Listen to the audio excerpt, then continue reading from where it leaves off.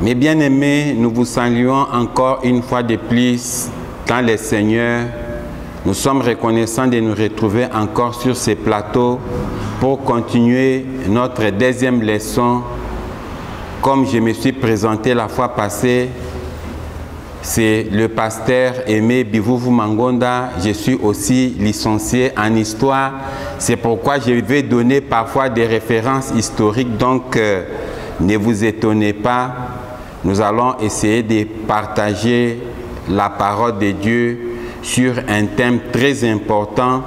Ce sont des enseignements du temps de la fin qui va aider à préparer l'Église dans l'enlèvement. Donc, ce sont des enseignements qui ne sont pas donnés seulement à l'Église, mais à l'épouse. Ce n'est pas seulement donné aux corbeaux, mais aux aigles, ceux qui peuvent aller plus loin dans les Écritures. Donc, notre thème, c'est le calendrier prophétique. Et dans le calendrier prophétique, nous allons exploiter les livres de Daniel. Dans notre deuxième leçon, j'ai préféré parler des 70 semaines de Daniel. Et dans ces chapitres, ça se trouve dans le chapitre 9, nous allons lire les chapitres 9 à partir du 24e au 27e verset et nous allons nous baser sur les grandes étapes des 70 semaines de Daniel. Un enseignement qui va vous aider à comprendre les temps dans lesquels nous vivons parce que nous avons toujours besoin d'un calendrier. Et nous avions l'habitude d'utiliser les calendriers romains. Pendant que Dieu nous a donné un calendrier qui est le calendrier prophétique et nous ne voulons pas utiliser cela. C'est pourquoi, avec la grâce que le Seigneur nous a accordée, nous voulons mettre cela à la disposition du peuple de Dieu. Nous remercions encore une fois de plus la révolution chrétienne de mettre à la disposition des enfants de Dieu un enseignement très riche. Nous lisons dans les livres de Daniel au chapitre 9, du 24 au 27e verset, je vais lire.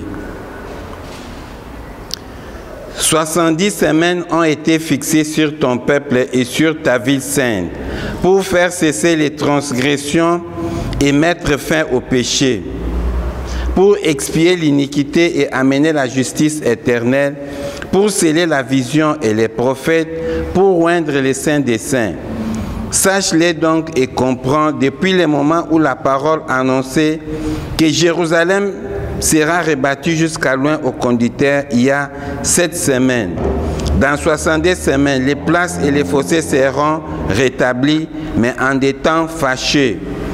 Après les 70 semaines, un oin sera retranché et il n'aura pas de successeur. Le peuple d'un chef viendra, détruira la ville et les sanctuaires, et sa fin arrivera comme par inondation. Il est arrêté que les dévastations dureront jusqu'au terme de la guerre. Il fera une solide alliance avec plusieurs pour une semaine, et durant la moitié de la semaine, il fera cesser les sacrifices et l'offrande. Les dévastateurs commettront les choses les plus abominables jusqu'à ce que la ruine et ce qui a été résolu fondent sur les dévastateurs. C'est ça la lecture du passage que nous allons développer dans notre enseignement sur les 70 semaines de Daniel. Aujourd'hui, j'ai préféré présenter les grandes étapes des 70 semaines de Daniel.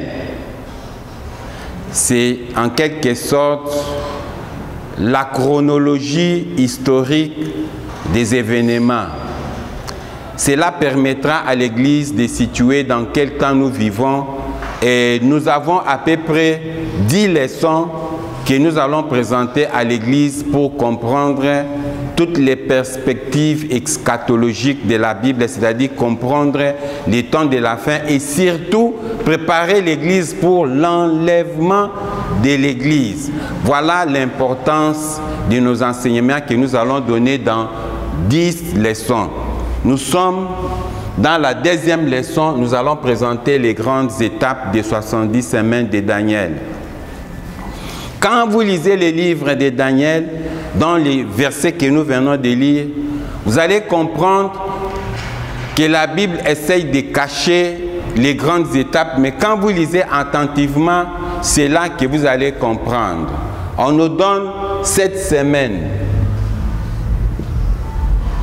Et puis la Bible parle de 70 semaines. On nous dit, ce sont là les 70 semaines. Alors, on a fait omission de la dernière semaine. Pourquoi? Parce que la dernière semaine, dans la dernière semaine, il y a un mystère. Nous avons 7 semaines plus 70, ça nous donne 69. Le total, c'est 62. Donc, automatiquement, nous voyons qu'il y a une semaine. Mais cette semaine, c'est la dernière semaine.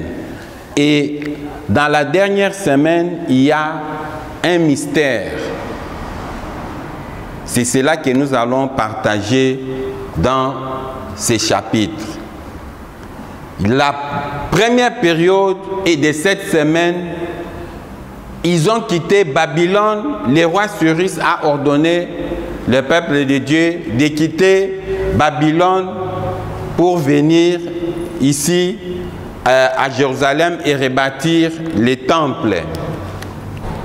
Et la deuxième période, c'est à partir de 62 semaines pour la restauration de la muraille de Jérusalem. Après quoi nous avons la dernière semaine.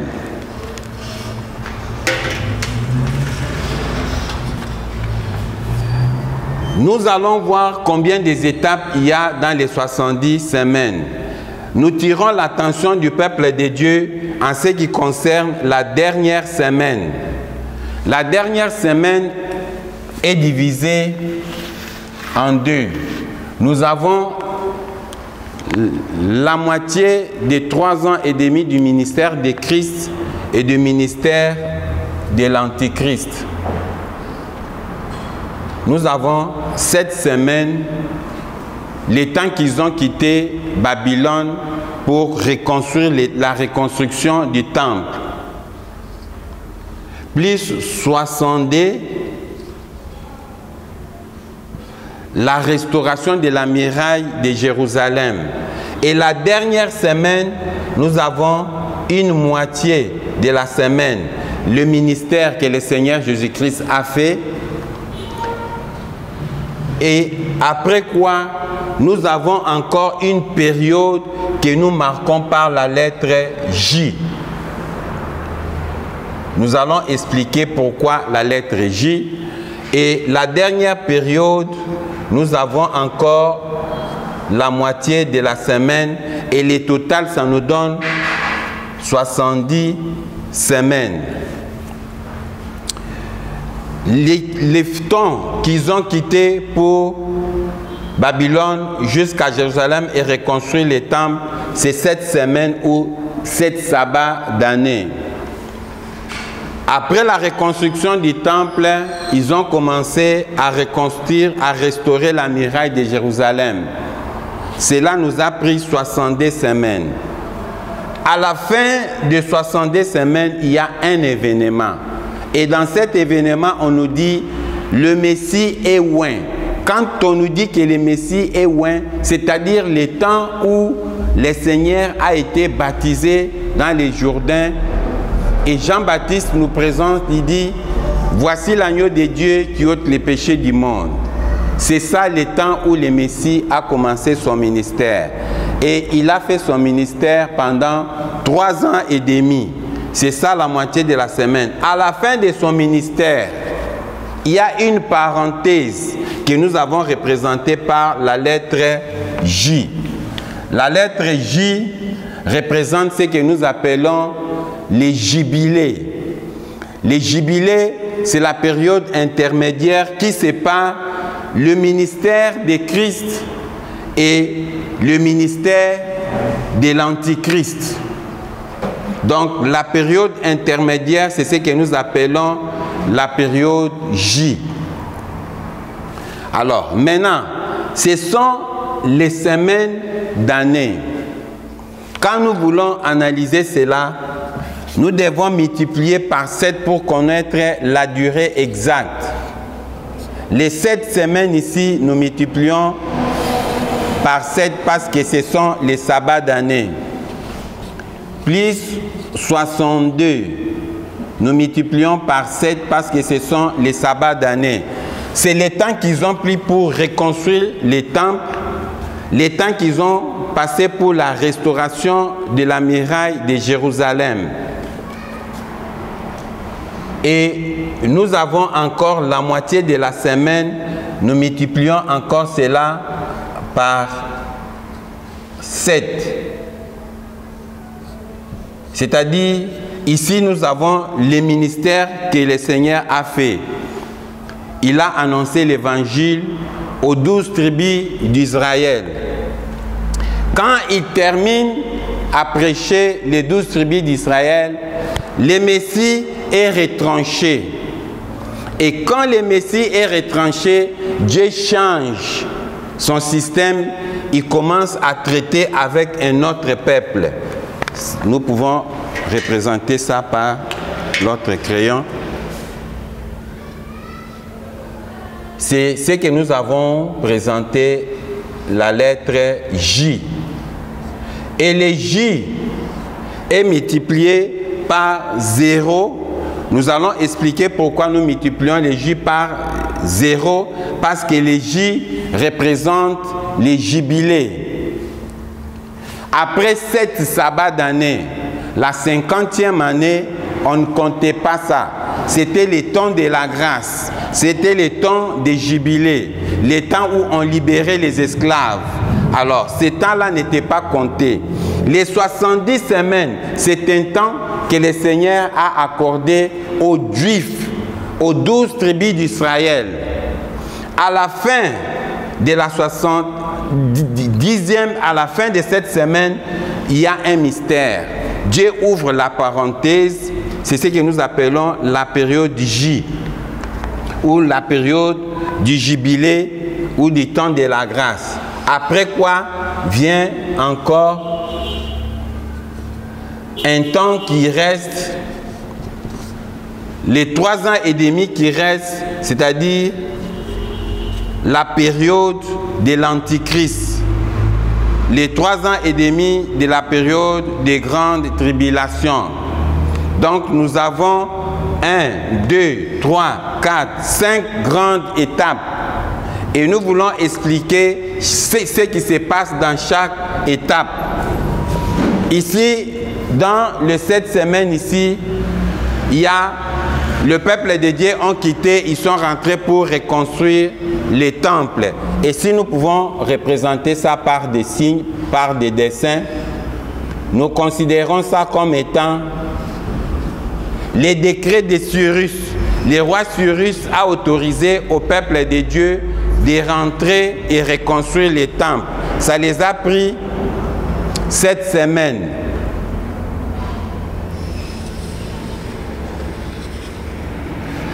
Jusqu'après 7 semaines, ils ont reconstruit les temples. Nous prenons ces dessins comme étant l'image du temple. Ça les a pris 7 semaines pour reconstruire les temples. Et nous avons ensuite la période des 70 semaines. La période des 70 semaines, c'était pour la restauration de la muraille de Jérusalem. Et cette période prend fin jusqu'au Messie oint. Nous représentons ces symboles, c'est-à-dire quand la colombe est descendue sur la tête de Jésus et Jean-Baptiste nous a présenté Jésus comme étant l'agneau de Dieu qui ôte les péchés du monde. Jésus sort du Jourdain, il commence son ministère. Il fait son ministère pendant 3 ans et demi. Après les 3 ans et demi, il y a un événement qui se passe, c'est-à-dire, après les 3 ans et demi, Christ est crucifié à la croix. C'est cette période où le Seigneur annonce l'évangile aux 12 tribus. À la fin de la dernière semaine ou à la première moitié de la dernière semaine, le Messie est retranché. C'est ce que nous avons représenté par la croix. Quand le Messie est retranché, il y a un mystère. Les 70 semaines, c'était pour le peuple juif. Et à la croix, le Seigneur tourne les dos aux Juifs, il ouvre la parenthèse. Quand il ouvre la parenthèse, commence une période qu'on appelle les 7 âges de l'Église. La période du 7 âges de l'Église. Nous avons l'Église d'Éphèse, Smyrne, Pergame, Thyatire, Sardis, Philadelphie et Laodicée. Et la période de ces églises, c'est la période que nous appelons la période J, ou les jubilés. Et pendant les jubilés, c'est donc le temps de la grâce. Nous avons encore la dernière période de 3 ans et demi que nous avons, qui est encore à venir. C'est cette période qui représente la période de l'Antichrist ou la période de la grande tribulation. Donc nous avons ici la reconstruction de Jérusalem, la restauration de la muraille. Et pendant cette période, le Seigneur est en train de prêcher des 12 tribus d'Israël. À la fin, il y a un mystère. Dieu ouvre la parenthèse. Et la parenthèse, c'est ce que nous avions appelé la période J. La période J, c'est la période du temps de la grâce. Et la période du temps de la grâce se situe entre 2 sacrifices. Je pense que nous pouvons lire ça pour bien comprendre. Dans Daniel 12. Dans Daniel 12. Je lis Daniel 12, 12. À partir du verset 11, on nous dit: depuis le temps où cessera les sacrifices perpétuels, où sera dressée l'abomination du dévastateur, il y aura 1290 jours. On nous donne la durée de 1290 jours. Qu'est-ce qui se passe pendant cette période? Ça, c'est le temps de cet âge de l'Église. Les 70 semaines, les âges de l'Église ne sont pas comptés dans les 70 semaines.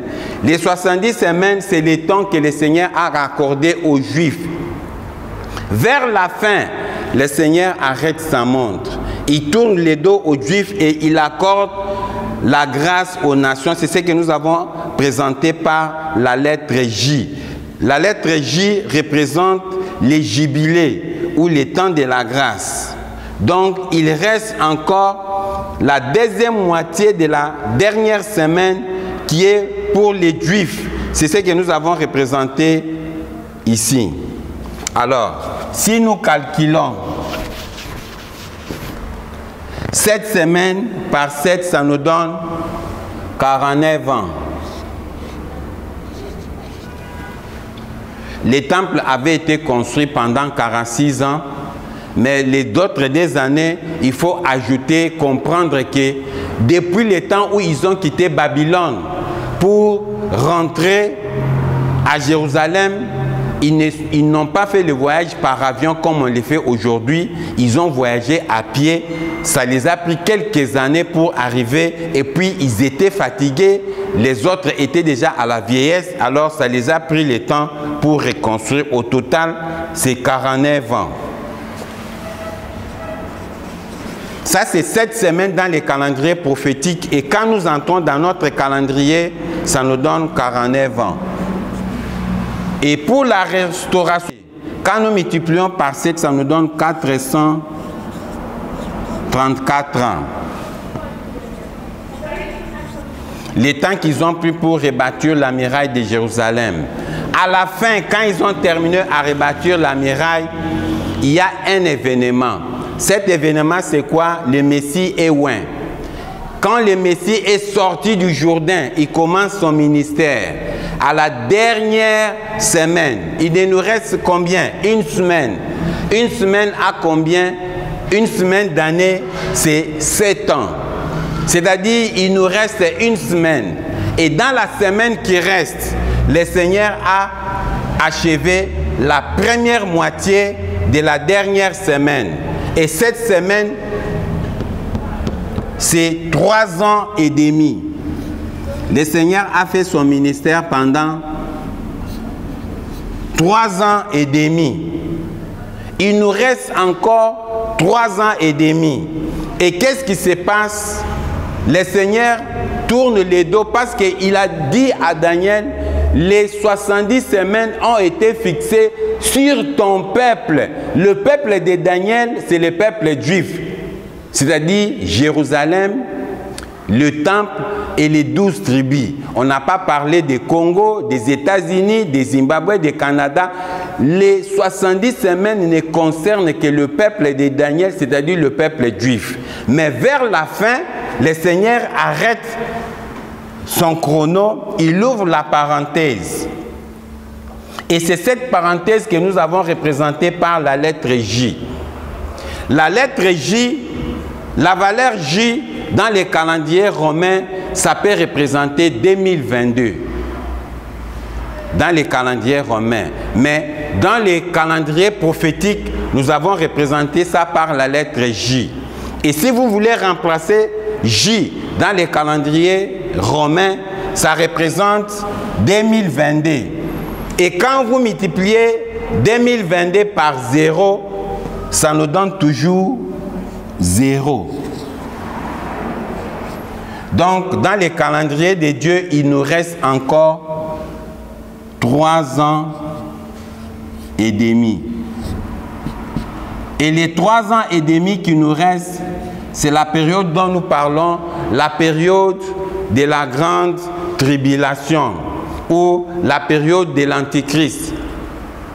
Dans notre première leçon, nous avons présenté la statue de Nabuchodonosor. Vous allez remarquer qu'au niveau des pieds, il y avait le mélange de fer et l'argile. Nous allons entrer en profondeur parce que c'est cette période où il y a le mélange de fer et l'argile. C'est la dernière période où le monde va entrer dans les nouvelles ordres mondiales. Donc Daniel a déjà prédit cela. Et nous avions 1, 2, 3, 4, 5 périodes. Dans les 5 périodes, ça nous donne 490. Mais attention, nous avons encore une prolongation. Et nous allons expliquer la prolongation dans notre, je crois, 5e ou 6e leçon. Mais vous pouvez noter ou aller lire ça dans les livres de Daniel, chapitre 12, le verset 11 à 13. On nous présente la période de la prolongation. La Bible dit, depuis le temps où cessera les sacrifices perpétuels et jusqu'au temps où sera dressée l'abomination, on nous donne la durée de 1290 jours.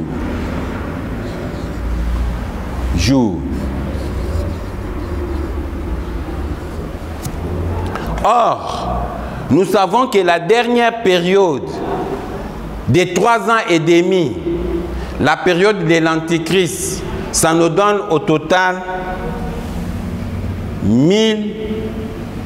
Ceux qui connaissent la mathématique, s'ils peuvent me contredire, 3 ans et demi, une année à 365 jours. Et quand nous avons 3 ans et demi, ça nous donne 1260 jours. Les 1260 jours, ça représente les temps de la grande tribulation. Et dans les livres d'Apocalypse, dans les livres de Daniel, chapitre 12, à partir du verset 11, on nous donne encore 2 dates. Les 2 dates qu'on nous donne, c'est la prolongation. Il y a 1260 jours, on nous ajoute 1290. Donc, vous voyez qu'il y a une prolongation de 30 jours. De 30 jours. Et la Bible ajoute dans le verset 12, « Heureux, c'est lui qui va arriver jusqu'à 1335. » C'est-à-dire, il y a encore un ajout de 45 jours. On nous ajoute encore 45 jours. Et comme je l'avais dit, il y a 2 prolongations. La prolongation de 30 jours et la prolongation de 45 jours. Dans notre 5e ou 6e leçon, nous allons présenter ce qui se passe dans les 30 jours et dans les 45 jours. Nous aurons une leçon pour présenter ce qui se passe. Donc, dans la première étape, nous avons la restauration du temple. Dans la deuxième période, c'est la restauration de la muraille de Jérusalem. Dans la troisième période, nous avons le ministère de Jésus-Christ de 3 ans et demi.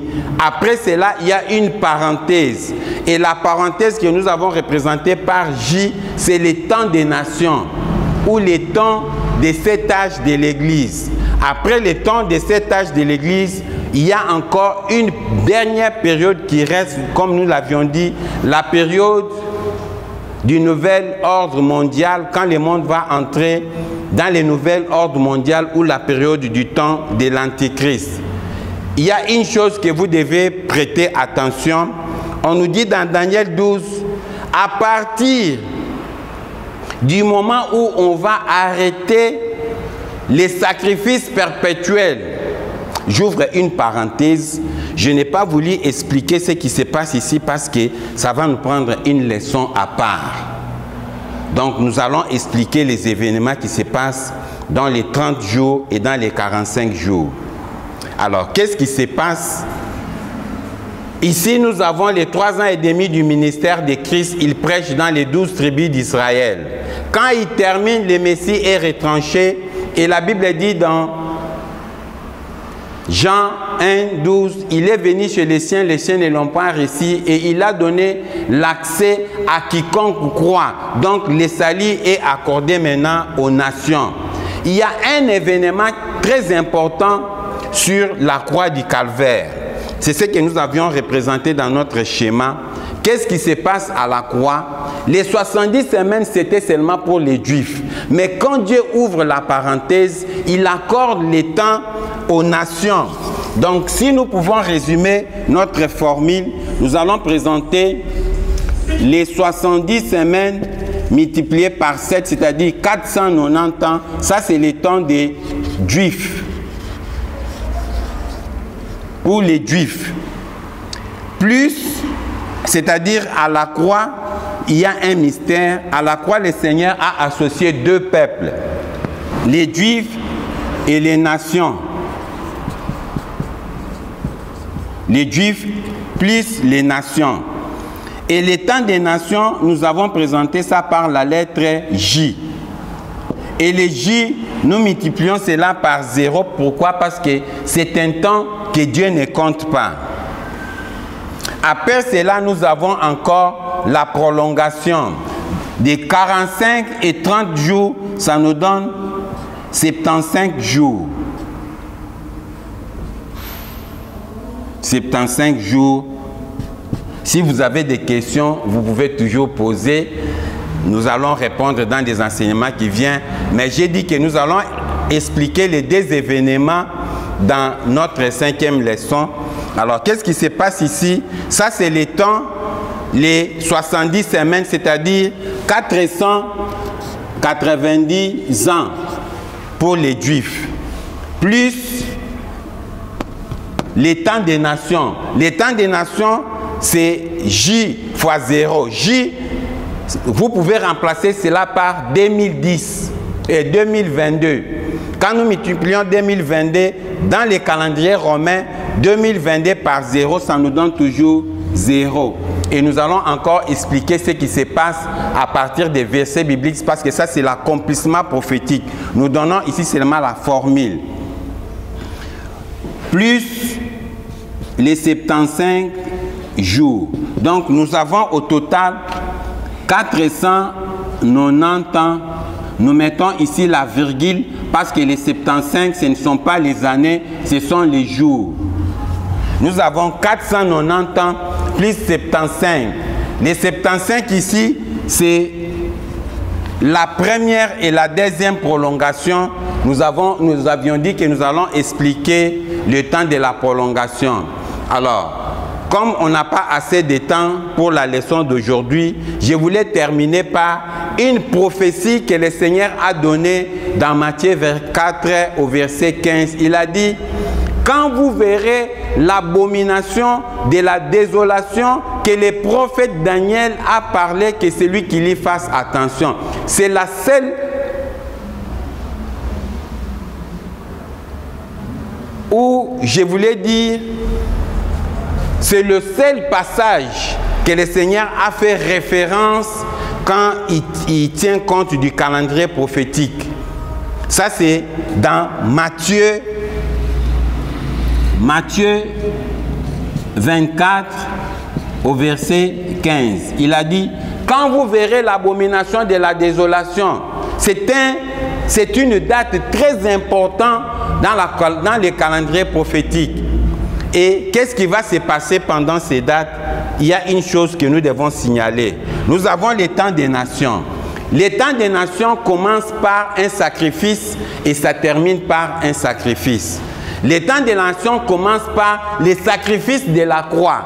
Quand Jésus-Christ est mort sur la croix, les temps de la grâce commencent. C'est ça la parenthèse. Et quand est-ce que les temps des nations va terminer? Les temps des nations va terminer par un sacrifice. C'est le sacrifice d'abomination. Mais avant que les sacrifices d'abomination ne soient donnés, il y a encore un événement que nous appelons l'enlèvement de l'Église. Pourquoi? Parce que l'enlèvement de l'Église, ça vient avant les temps de la grande tribulation. Les temps où le monde va entrer dans le nouvel ordre mondial. Nous avons deux sacrifices. Les sacrifices perpétuels et les sacrifices d'abomination. À la croix, on arrête les sacrifices perpétuels. C'est-à-dire, quand Jésus-Christ est mort sur la croix, les Juifs n'ont pas encore besoin d'amener les bouquets taureaux. Les bouquets taureaux, le sang de Jésus coule sur la croix. Il arrête les sacrifices perpétuels. On n'a plus encore besoin d'amener les bouquets taureaux. Le temps de la grâce commence avec le sang de Jésus. Et le temps de la grâce va se terminer avec un sacrifice. Le sacrifice de l'Antichrist. Quand est-ce que le sacrifice de l'Antichrist va être donné? Quand on va reconstruire encore les temples. Donc la reconstruction du temple est un événement très important dans les calendriers prophétiques. Je préfère m'arrêter ici parce que la dose de la prophétie risque de compliquer beaucoup de gens. Donc retenez que la reconstruction du temple est un événement important dans les calendriers prophétiques. Avant de terminer, je voulais vous dire que ça, c'est les calendriers prophétiques. Mais la montre, c'est Israël. Nous regardons Israël comme étant la montre de Dieu. Dès que vous voyez, on reconstruit les temples, sachez que le temps de l'Antéchrist arrive. Nous aurons à expliquer cela dans notre 3e, 4e, 5e leçon. Mais aujourd'hui, nous avions seulement voulu présenter la formule pour calculer les 70 semaines de Daniel. Parce que cela a échappé à beaucoup. Quand j'étais encore à l'école, mon professeur de mathématiques disait que pour avoir la réponse exacte, il faut d'abord avoir la formule. Cette formule, beaucoup de gens n'ont pas. Donc, la révolution chrétienne a aidé les peuples de Dieu à comprendre d'abord, à découvrir la formule qui nous permet de calculer les 70 semaines de Daniel. Si vous avez des questions, nous sommes à votre disposition. Que le Seigneur vous bénisse. Amen.